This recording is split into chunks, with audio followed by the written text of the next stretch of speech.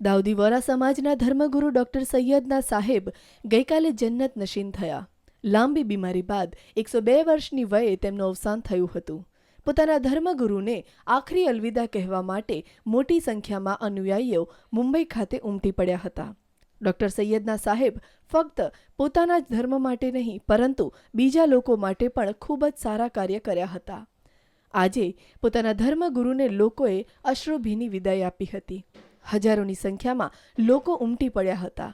દેશ અને વિદેશમાંથી લોકો મોટી સંખ્યામાં મુંબઈ આવી રહ્યા છે. ગુજરાતમાંથી પણ મોટી સંખ્યામાં લોકો મુંબઈ પહોંચ્યા હતા. ડોક્ટર સૈયદના સાહેબને આજે દેશના તિરંગામાં લપેટીને ખૂબ જ માન સન્માન સાથે અલવિદા કરવામાં આવ્યા હતા. પોતાના ખુદાને ગુમાવ્યાના દુઃખને ભૂલવાની કોશિશમાં હતા ત્યાં જ બીજી દુર્ઘટના ઘટી. આખરી દર્શન કરવા આવેલા લોકોમાં ભાગદોડ મચી હતી, જેમાં આશરે 18 લોકોએ પોતાનો જીવ ગુમાવ્યો હતો અને 56થી વધુ ઘાયલ થયા હતા.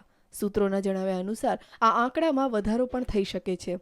સદનસીબે આ ઘટનામાં મૃત્યુ પામનારમાં કોઈ ગુજરાતીને ઈજા પણ નથી થઈ. Mihir Dudhrejiya, news online, Ahmedabad.